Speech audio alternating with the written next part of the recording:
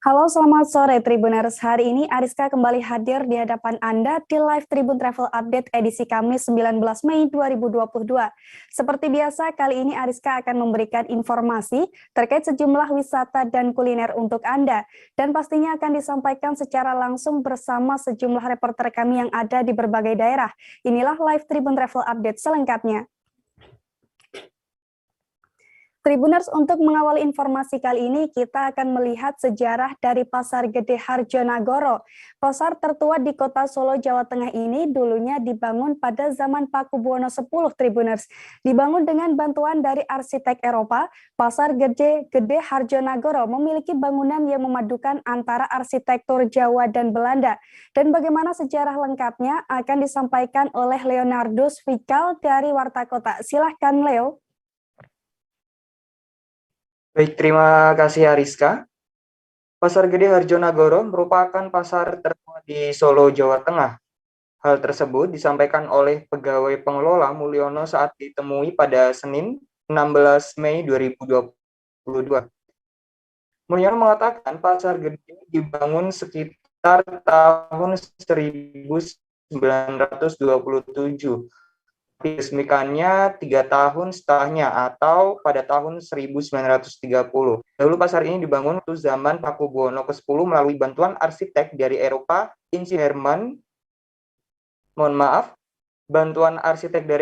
Insinyur Herman Thomas Katzen. Pasar Gede Harjonagoro sudah melewati 3 masa pemerintahan, yaitu masa kerajaan, masa postkolonial, dan masa kemerdekaan. Mulyono mengatakan beberapa bangunan yang berada di kawasan Pasar Gede Harjonagoro sudah masuk dalam bagian dari cagar budaya.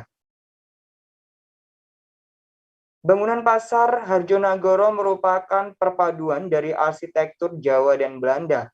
Tangan dingin Thomas Karcher membuat tampilan depan Pasar Gede Harjonagoro ini tak bakal bosan untuk dilihat oleh pengunjung. Mulyono mengatakan arsiteknya membuat interior bangunan dengan struktur benteng lebar dan panjang. Salah satu contoh ada pada tampilan 9 jendela yang ada di muka pasar. Atap yang dibuat cukup tinggi membuat kesan tidak sumpek bagi para pengunjung. Selain itu, Mulyono juga mengatakan Kartsen membuat bangunan Pasar Gede Harjonagoro menjadi 2 lantai. Ruang pengelola pasar ditempatkan di lantai atas tepat di balik 9 jendela besar tersebut. Alasan penempatan ruang pengelola supaya dapat dengan leluasa mengontrol keadaan di berbagai arah. Demikian laporan dari Leon, kembali kepada rekan Ariska di studio. Baik, terima kasih Leonardus Fikal dari Warta Kota atas informasi Anda. Dan Tribuners, dari Solo kita akan menuju ke kawasan Puncak Bogor. Di sana ada satu wisata menarik yang bisa menjadi tujuan Anda, Tribuners, yakni Bukit Gantole Paralayang Puncak. Tempat take off para atlet paralayang ini menyajikan panorama alam yang mempesona, Tribuners. Saat cuaca bagus, Anda bisa melihat aktivitas paralayang di sana. Selain itu, saat siang hari Anda juga disuguhkan dengan awan hingga kabut puncak dari ketinggian. Dan bagaimana keindahan di sana akan disampaikan oleh rekan Muammar dari Tribun Bogor. Silahkan Muammar. Baik, terima kasih rekan Ariska. Ya, memang Bukit Gantole Paralayang ini sebenarnya merupakan area atau arena dari atlet paralayang yang berada di tidak jauh dari kawasan agrowisata Gunung Mas, Puncak, Kabupaten Bogor. Di tempat ini juga biasanya terlihat para atlet paralayang yang terbang bebas seperti burung yang berada di ketinggian di kawasan Puncak. Untuk harga tiket masuk ke area ini yaitu 13.000 untuk per orang dan untuk kendaraan yaitu Rp5.000. Harga tiket yang terbilang cukup murah ini sebanding dengan pemandangan yang disajikan dari tempat paralayang ini. Karena dari ketinggian ini, jika di siang hari cuaca sedang bagus, para pengunjung juga bisa melihat pemandangan perkebunan dan hutan-hutan yang ada di kawasan Puncak, serta bisa melihat juga masjid yang menjadi ikon Puncak, yaitu Masjid At-Ta'awun. Dan selain itu, jika pengunjung datang pada malam hari, itu akan disajikan dengan gemerlapnya lampu perkotaan yang dilihat dari gantole para layang ini. Dan selain itu juga jika cuaca sedang kurang bersahabat, seperti saat kami datang ke sana, yaitu sedang berkabut, pengunjung seolah-olah berada di atas awan atau di atas gunung yang sangat tinggi dengan cuaca yang sangat sejuk, karena memang untuk Bukit Gantole Paralayang ini udaranya sangat sejuk, tidak berbeda jauh dengan ketika di pegunungan yang tinggi. Tak heran juga banyak para pelancong dari berbagai daerah yang berkunjung ke puncak pasti akan memilih Gantole Paralayang sebagai salah satu destinasi tujuan wisatanya yang berada di kawasan puncak. Begitu rekan Ariska. Baik, terima kasih atas informasi Anda, Muammar dari Tribun Bogor. Dan Tribuners, di Pontianak, Kalimantan Barat, ada destinasi wisata baru yang menjadi favorit para wisatawan. Namanya Teras Parit Nanas, Tribuners. Tempat wisata yang baru diresmikan pada 15 September 2021 lalu ini juga baru selesai ditata. Pasalnya dalam penataan teras Parit Nanas sepanjang 2.000 meter ini menelan biaya hingga 12 miliar. Tak heran kini wisata tersebut menjadi lebih nyaman dengan kondisi udara dan panorama yang memukau. Terlebih saat Anda berkunjung di sore hari, Tribuners, Anda akan melihat bentangan Sungai Landak dan sunset yang menawan. Untuk mengetahui lebih detail keindahan di sana, ada rekan Muhammad Rokib dari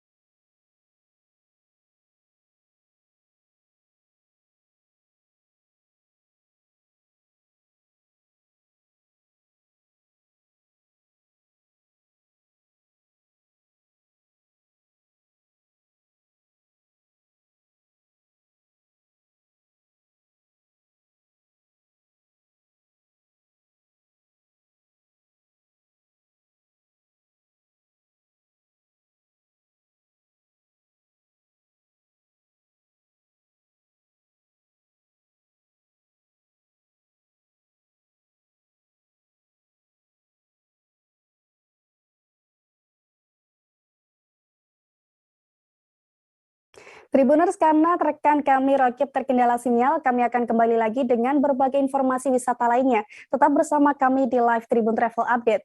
Di 6 hari Syawal itu. Oke, apa kabar Bang Arif di sini untuk strateginya? Kalau saya sendiri di Game Week 37 ini yang semalam baru mulai, apa yang saya dirasakan udah Kak Fernita? Sebenarnya aku nggak ngerasa itu penangkapan atau penggerebegan atau apapun itu, karena gini loh, posisinya aku kriteria. Jadi kita mengenal disebut dengan stroke yang tidak berdarah dengan stroke yang berdarah. Stroke yang tidak berdarah itu biasanya ditandai dengan adanya penyumbatan. Kalau itu terjadi di sini mungkin pikirnya tidak ke situ kali ya, tapi kalau di Korea atau di Kamboja itu ada beberapa paper yang saya itu mas, ya, dulunya tukang koran. Oh gitu ya, Tukang koran. Ya, saya baca itu Pak. Tuh kan, pernah baca kan? Ya.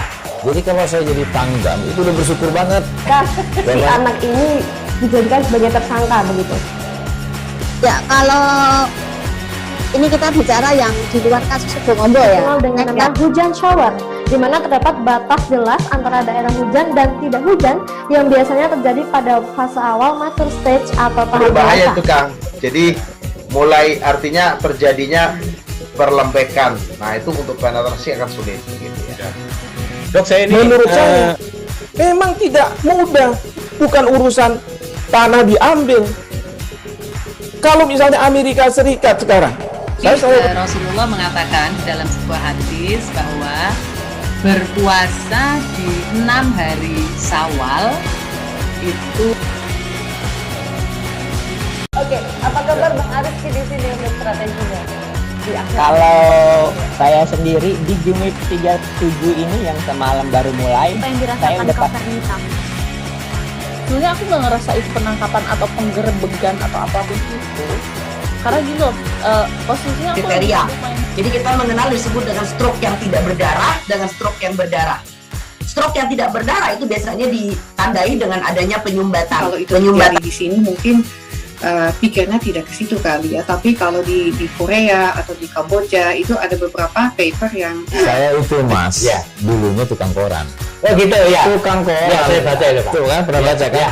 Jadi kalau saya jadi tanggam, itu udah bersyukur banget. Kak, si anak ini dijadikan sebagai tersangka begitu? Ya, kalau ini kita bicara yang di luar kasus Suboombo ya. Dikenal dengan nama hujan shower, di mana terdapat batas jelas antara daerah hujan dan tidak hujan yang biasanya terjadi pada fase awal mature stage atau tahap Berbahaya dewasa. itu Kang. Jadi mulai artinya terjadinya perlembekan. Nah itu untuk penetrasi akan sulit gitu ya. Dok, saya ini menurut saya memang tidak mudah, bukan urusan tanah diambil. Kalau misalnya Amerika Serikat sekarang, Rasulullah mengatakan dalam sebuah hadis bahwa berpuasa di 6 hari Syawal itu. Oke, apa kabar Bang Arif di sini untuk strateginya? Kalau saya sendiri di Game Week 37 ini yang semalam baru mulai, Apa yang saya dirasakan udah Kak Fernita?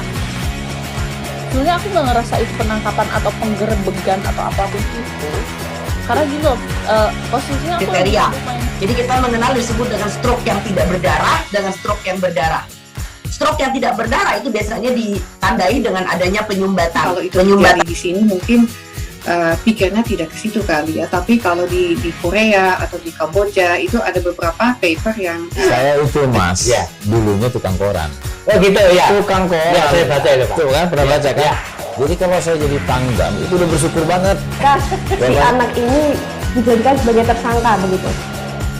Ya, kalau ini kita bicara yang di luar kasus Suboombo ya. Dikenal dengan nama hujan shower, di mana terdapat batas jelas antara daerah hujan dan tidak hujan yang biasanya terjadi pada fase awal mature stage atau tahap Berbahaya dewasa. itu Kang. Jadi mulai artinya terjadinya perlembekan. Nah itu untuk penetrasi akan sulit gitu ya. Dok, saya ini menurut saya memang tidak mudah, bukan urusan tanah diambil. Kalau misalnya Amerika Serikat sekarang, Rasulullah mengatakan dalam sebuah hadis bahwa berpuasa di 6 hari Syawal itu. Oke, apa kabar Bang Arif di sini untuk strateginya? Kalau saya sendiri di Jumip 37 ini yang semalam baru mulai, Apa yang saya dirasakan udah Kak Fernita? Sebenarnya aku nggak ngerasa itu penangkapan atau penggerebegan atau apapun itu, karena gitu loh, posisinya aku Kriteria. lumayan. Jadi kita mengenal disebut dengan stroke yang tidak berdarah dengan stroke yang berdarah. Stroke yang tidak berdarah itu biasanya ditandai dengan adanya penyumbatan. Kalau itu terjadi di sini mungkin pikirnya tidak ke situ kali ya, tapi kalau di Korea. Terima kasih Tribuners, Anda masih bersama kami di live Tribun Travel Update. Tribuners, di Pontianak, Kalimantan Barat ada destinasi wisata baru yang menjadi favorit para wisatawan. Namanya Teras Parit Nanas, Tribuners. Tempat wisata yang baru diresmikan pada Rabu 15 September 2021 lalu ini juga baru selesai ditata. Pasalnya dalam penataan Teras Parit Nanas sepanjang 2000 meter ini menelan biaya hingga 12 miliar. Tak heran kini tempat wisata tersebut menjadi lebih nyaman dengan kondisi udara dan panorama yang memukau. Terlebih saat Anda berkunjung di sore hari, Tribuners, Anda akan melihat bentangan Sungai Landak dan sunset yang menawan. Untuk mengetahui lebih detail keindahan di sana, ada rekan Muhammad Rokib dari Tribun Pontianak. Silahkan Rokib. Ya, Ariska. Nah, memang Teras Parit Nanas ini menjadi salah satu destinasi wisata yang ada di Kota Pontianak, Kalimantan Barat ya. Nah, letaknya destinasi wisata Teras Parit Nanas ini terletak di Kelurahan Siantan Hulu, Kecamatan Pontianak Utara, Kota Pontianak, Kalimantan Barat. Tepatnya di Jalan Sultan Hamid II ya, atau di samping Jembatan Landak, tepatnya itu di tepi Sungai Landak ya. Itu ketika kita berkunjung ke Teras Parit Nanas ini, kita akan melihat bentangan Sungai Landak. Kemudian jika berkunjung pada sore hari ini, kita akan melihat keindahan sunset ya pada sore hari.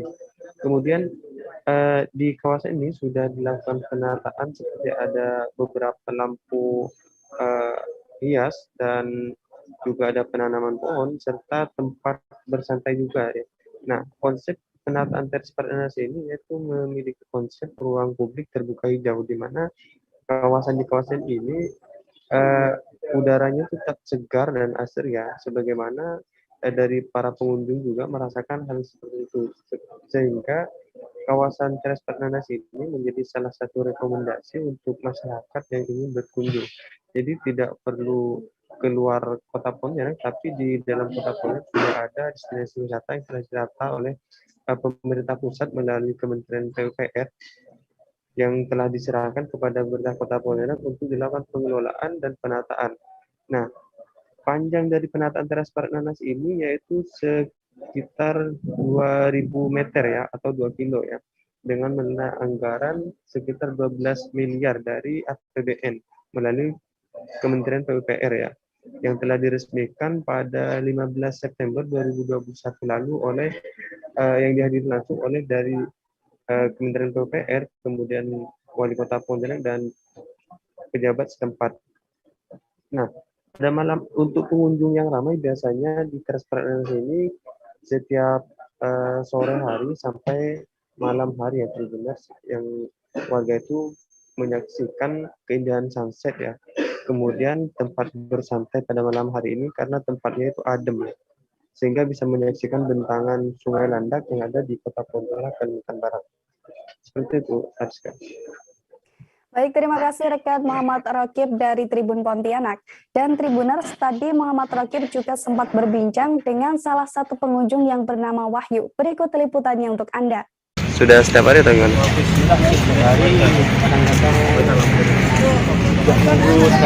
Seminggu sekali ya. Alasan memilih tempat Teras Parit Nanas gimana sih Bang? Mungkin? Kita biasa bawa anak-anak jalan. Suasananya adem ya, tenang gitu ya. Sungai kan?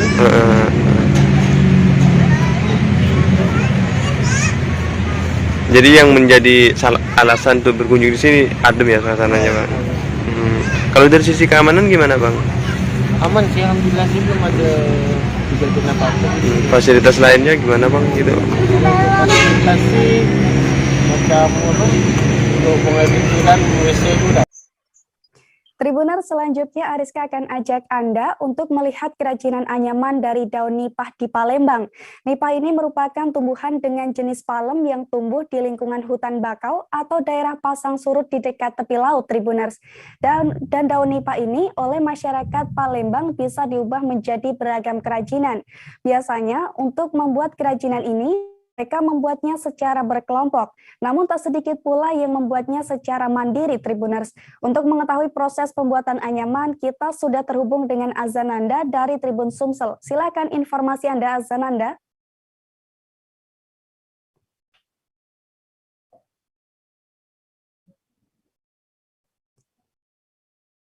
Halo, Azananda.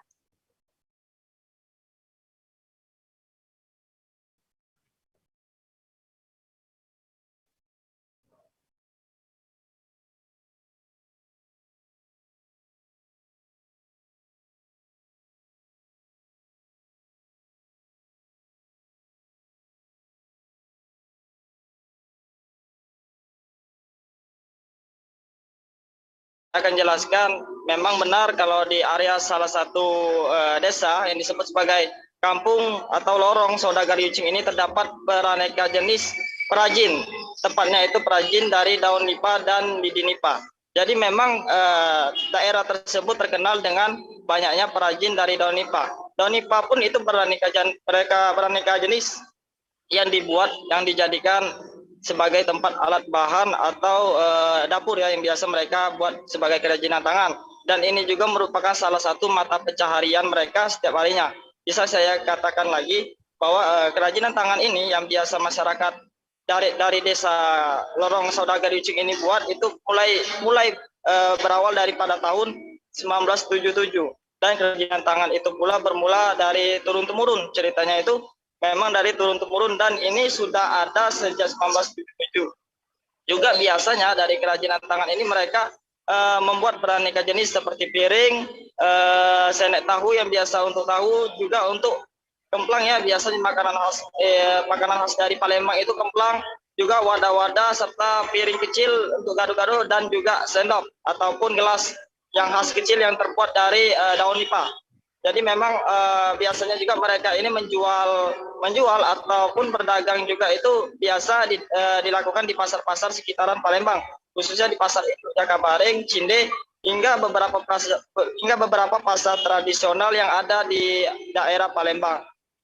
Dan juga tak terkecuali juga terkadang mereka juga membawa kerajinan tangan mereka itu untuk dijual atau dipopulerkan ke area luar ya, tempatnya tempat wisata. Apalagi kalau misalkan banyak yang orang berdatangan dari wisata luar daerah yang pengen mencari tahu ini kerajinan tangan khas dari daun nipah tersebut, karena memang daun nipah ini sendiri berbeda dari pembuatannya, karena memang untuk khusus pembuatan kerajinan ini memang harus menggunakan daun nipah, jadi tidak bisa menggunakan daun-daun yang lain. Itu yang kata dari warga sekitar, salah satu perajin yang berada di desa saudagar Yucing tersebut. Mungkin seperti itu, Ariska, demikian. Baik, terima kasih rekan Azananda dari Tribun Sumsel atas informasi yang Anda sampaikan. Selamat bertugas kembali. Tribuners, selanjutnya Ariska akan berikan rekomendasi tempat nongkrong untuk Anda yang ada di Bandar Lampung. Ada Trips Coffee, Tribuners. Trips Coffee ini menyediakan tempat yang nyaman dan fasilitas yang cukup lengkap. Selain itu, Anda juga bisa menikmati kopi, non-kopi, dan beragam menu lezat lainnya di sini. Dan menariknya, bulan ini Trips Coffee tengah memberikan promo hingga 15.000 untuk semua varian, Tribuners. Nah, menu apa saja akan disampaikan oleh Agustina Suryati dari Tribun Lampung. Silahkan, Agustina. Ya, baik. Terima kasih, Ariska. Jadi bagi Tribuners yang sedang berada di kota Bandar Lampung, khususnya di Jalan Pagar Alam, Tribuners bisa mampir ke Drips Coffee, di mana di tempat tersebut Tribuners bisa menikmati kopi sambil santai di sana. Dan Drips Coffee ini menyediakan fasilitas yang mendukung sehingga membuat para pengunjungnya nyaman ketika nongkrong di Drips Coffee. Jadi fasilitas yang ada di Drips Coffee tersebut Tribuners bisa dinikmati, yakni ada wifi gratis, lalu ada juga fasilitas tempat duduk yang nyaman dan juga ada sofa. Selain itu ruangan juga dingin ber-AC. Dan Tribuners juga bisa mencoba berbagai varian menu minuman kopi yang ada di Drips Coffee tersebut. Dan minuman kopi tersebut jadi ada sekira 6 jenis kurang lebihnya. Dan untuk keseluruhan minumannya itu ada 23 varian. Jadi selain kopi juga ada juga non-coffee apabila Tribuners tidak suka dengan kopi. Tribuners juga bisa mencoba teh yang ada di Drips Coffee tersebut. Jadi untuk jam operasional Drips Coffee ini dibuka pada pukul 10 pagi sampai dengan pukul 8 malam ya. Jadi Tribuners juga bisa mencoba promo gratis yang ada di Drips Coffee tersebut. Nah, Tribuners bisa segera mengunjungi ke sana karena pada bulan ini Drips Coffee juga menyediakan harga spesial 15.000 untuk seluruh varian minuman yang ada di Drips Coffee tersebut ya. Jadi untuk tanggal berlaku promo tersebut belum bisa dipastikan oleh salah satu karyawan Drips Coffee. Promo berlaku hingga masa yang berlaku dan ditentukan oleh Drips Coffee-nya sendiri. Tribuners bisa langsung menuju ke Drips Coffee yang beralamat di Jalan Pagar Alam nomor 51D di Kota Bandar Lampung. Ya. Sekian Ariska. Baik, terima kasih atas rekomendasi Anda, Agustina Suryati dari Tribun Lampung. Selamat bertugas kembali. Tribuners, pada 23 Mei mendatang, Kelurahan Pobundayan, Kecamatan Kota Mobagu akan menginjak usia ke-15 tahun. Untuk merayakan hari ulang tahun tersebut, Kota Mobagu akan menggelar sejumlah perlombaan yang menarik, seperti tarik tambang dan hadang tingkat RT Tribuners. Pasalnya kegiatan ini dilaksanakan selama 7 hari, yakni mulai tanggal 17 hingga tanggal 23 Mei mendatang. Untuk mengetahui lebih lanjut, sudah ada Suryani Buhang dari Tribun Manado yang akan melaporkannya untuk Anda. Silahkan Suryani.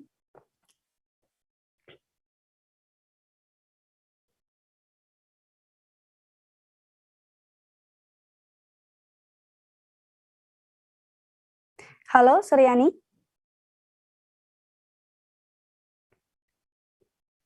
Kan Ariska, saya dari Tribun Manado, Kota Mobagu yang sharing. Ya, halo. Ya, silakan informasi Anda. Ya, baik rekan Rizka. Dalam rangka ulang tahun Kota Mobagu yang ke-15 tahun yang akan jatuh pada tanggal 23 Mei nanti, di mana setiap kelurahan dan desa menggelar perlombaan untuk meramaikan HUT Kota Mobagu, ya salah satunya di Kelurahan Pobundayan di Kecamatan Kota Mobagu Selatan, di mana menggelar lomba tarik tambang dan hadang yang kita ketahui kalau hadang itu seperti kelar, ya seperti kita saksikan tadi malam, itu cukup ramai dari berbagai selain warga Kelurahan Pobundayan. Baik rekan Ariska. Baik, terima kasih atas informasi Anda, Suryani Buhang dari Tribun Manado. Tribuners, informasi terakhir, Ariska akan ajak Anda untuk melihat Bandar Udara Naha di Kabupaten Kepulauan Sangihe perbatasan NKRI. Bandar Udara Naha merupakan bandara yang melayani Kota Tahuna, Kabupaten Kepulauan Sangihe, Provinsi Sulawesi Utara, Tribuners. Bandar udara ini memiliki ukuran landasan pacu 1.600 kali 30 meter. Bandar Udara Naha berada tak jauh dari pusat kota, yakni hanya 16 km saja. Untuk mengetahui lebih detail, ada rekan kami Nelti Manamuri dari Tribun Manado yang akan melaporkannya untuk Anda. Silahkan Nelti. Ya, baik. Terima kasih Ariska.